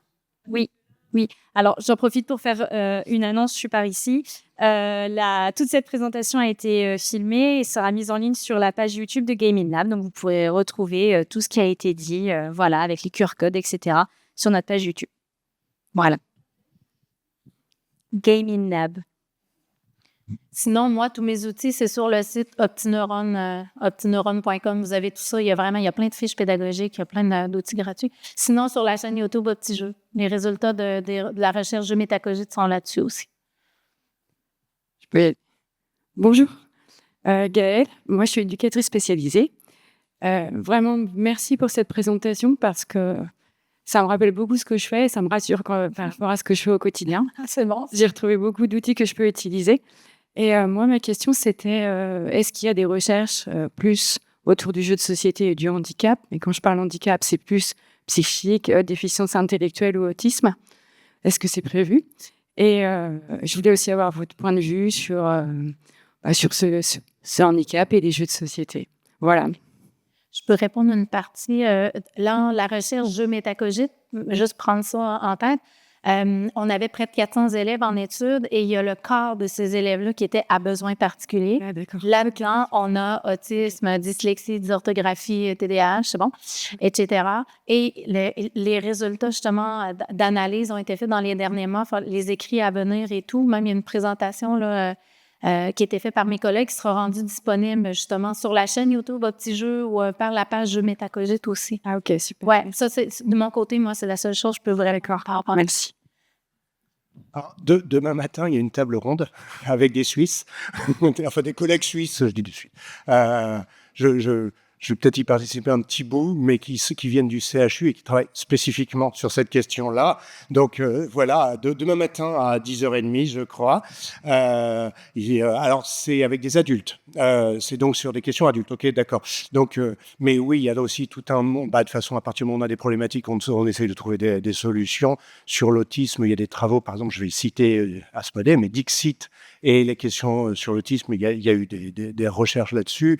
On va être très très prudent aussi malgré tout sur les réseaux. Je suis toujours super prudent, mais voilà. Mais il y a quelques études qui croisent ces deux dimensions. Après, le champ dont vous parlez est tellement large que les interactions sont. Enfin, il y a beaucoup de choses. Ici, je sais qu'il y a AccessiJeux aussi qui travaille sur les personnes qui ont un trouble sensoriel. Donc, on a beaucoup de choses différentes. Mais oui, il y a quelques éléments qui sont en faveur, ou au moins un outil d'aide à, c'est-à-dire sans parler de remédiation ou quoi que ce soit. Mais demain matin.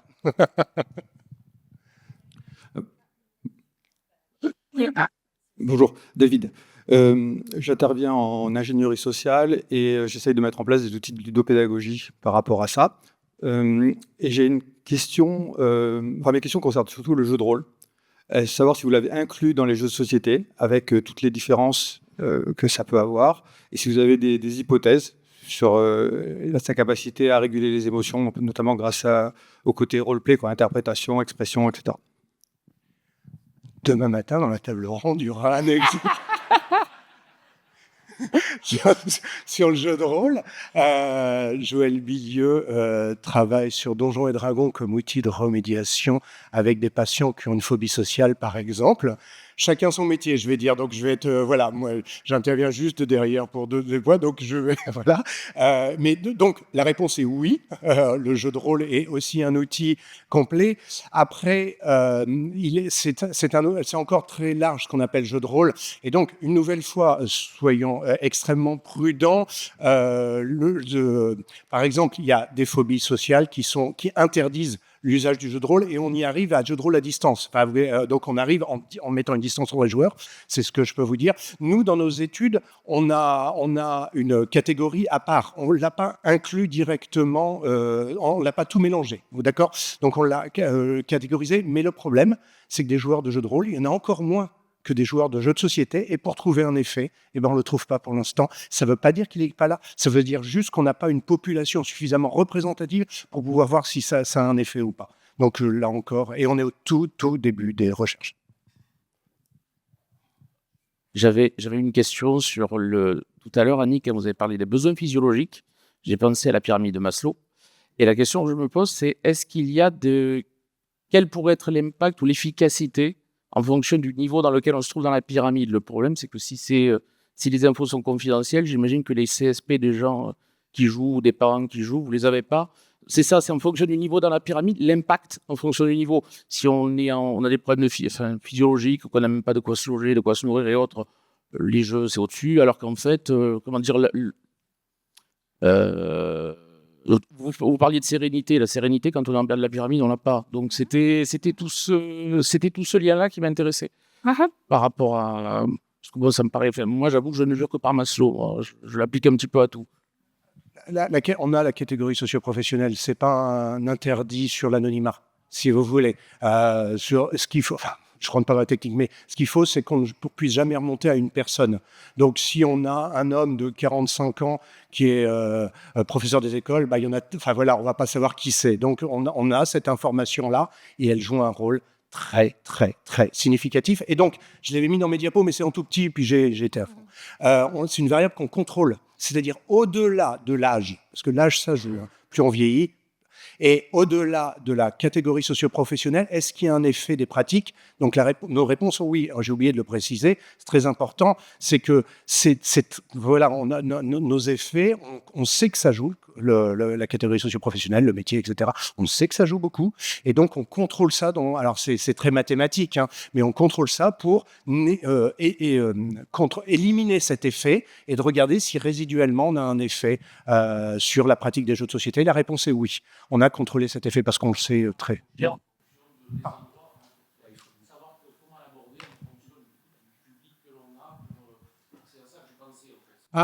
Non, on n'en est pas à ce niveau-là de précision. Ouais. On n'en est pas à ce niveau-là de précision. Là, j'en suis. Ouais. On n'en est pas à ce niveau-là. Mais est-ce que ça rentre en interaction ? Je ne sais pas. Moi, portion études, je ne peux pas répondre, mais portion enseignement, ça fait quand on enseigne le cerveau, avant d'aller enseigner les fonctions exécutives et la régulation, dans l'enseignement du cerveau, il y a un enseignement sur les besoins de base, l'hygiène de vie, et on inclut là-dedans la nutrition, l'activité physique, le sommeil, consommation d'écran, etc. Il y a des recommandations qui sont faites et on est capable de cibler les familles qui ont des besoins, donc on les accompagne par rapport à ça. Les enfants sont informés. Mais on ne peut pas contrôler, on ne peut pas entrer, c'est ça. Donc, ce serait quand même une variable incontrôlable, mais ouais. Mais en effet, un enfant qui arrive avec un besoin vide, qui a joué aux jeux vidéo jusqu'à 3 heures du matin dans sa chambre, il peut être désinhibé le lendemain matin, tu comprends? Ça ne veut pas dire qu'il y a un trouble de régulation émotionnelle, comme un besoin de base qui n'est pas comblé, une hygiène de vie qui est inadéquate pour le moment. Ouais, c'est important. Bonjour. Alors moi, c'est Ariane Marin et je m'intéresse beaucoup... Pardon, excusez-moi. Là, OK. On vous cherchait. Et je m'intéresse beaucoup aux escape games et je voulais savoir si c'était aussi l'un des sujets qui était adjacent à vos sujets de recherche. Non, mais soyons honnêtes. Merci. Je vous en prie. Non, mais oui, je comprends votre question, mais il faut comprendre notre réponse, c'est qu'on n'en est pas encore là. Alors, on parlait de jeux de rôle comme une niche, et il n'y a aucune critique là-dessus. L'escape game est encore une plus grande niche, parce que, je reviens, pour qu'il y ait un effet, il faut qu'il y ait une répétition. Donc, pour qu'il y ait une répétition, pour l'escape game, il y a un mot, il faut être riche. Parce que ça coûte... Et nous, on n'a pas des populations qui ont fait 1 ou 2 escape games en moyenne dans leur vie. On ne peut pas tester cet effet. Il va être trop fragile et on n'a aucune idée de ça. Donc, la réponse... Une nouvelle fois, c'est une hypothèse. On pourrait faire l'hypothèse, mais on n'aurait même pas le moyen de tester, quoi. Donc, on reste sur des choses assez massives et transversales à l'ensemble de la population. Merci. Désolé. Hein. Si je peux. C'était juste pour rebondir sur la question un peu précédemment. Dans vos 2 études, j'étais intéressée un peu à savoir vos médiateurs qui vous intéressaient, parce que ça m'a fait penser peut-être à des profils de personnalité ou de neurodivergence ou des choses comme ça. Ou même la question, des fois, on se dit, est-ce qu'il n'y a pas des profils qui joueraient plus aux jeux vidéo? Et c'est parce que de base, eux, ils régulent mieux leurs émotions, j'en sais rien, qui jouent au jeu, ou inversement, et du coup, le lien, dans quel sens il va, en fait? Mais très bonne question, ouais. Et c'est celle qui nous taraude au quotidien. C'est-à-dire que, de toute façon, je vais pas faire un cours de stats, mais peut-être qu'on joue plus parce qu'on est meilleur. Et c'est pas parce qu'on joue plus qu'on devient meilleur. Donc les causes et effets, c'est très très compliqué à détricoter comme chose, et c'est pour ça qu'on fait la recherche. Donc de nouveau, donc on contrôle systématiquement l'âge et la catégorie socio-professionnelle et le diplôme. On contrôle ces choses-là. On n'a pas le droit de demander s'il y a des handicaps, etc. Pour l'instant, on n'a pas le droit. C'est-à-dire que c'est éthiquement, il faudrait qu'on passe par un autre biais pour pouvoir arriver là-dessus. Là, on n'a pas le droit. C'est une question interdite et que je comprends. Hein, c'est pas une critique, mais je comprends. Donc, il est forcément, quand on a 700 participants, il y a de la diversité. On en est certain, puisqu'on n'a pas un échantillon très petit, on a un grand échantillon. Mais là-dedans, je ne peux pas repérer une sous-catégorie. Maintenant qu'il y ait des sous-profils possibles, ça on peut faire, et on est en train d'analyser les données pour regarder des sous-profils de tel ou tel type, mais pas en termes de neurodivergents, par exemple. Enfin, il faut surtout pas qu'on pose cette question, on n'a pas le droit. Sinon on se fait attaquer. Merci. Merci beaucoup. J'arrive. Merci. Annick, Eric, merci beaucoup pour vos présentations et vos réponses. Merci à tous d'avoir suivi cette Merci de conférence. vous être déplacés. On n'aurait pas pu jaser sinon. Merci pour votre écoute.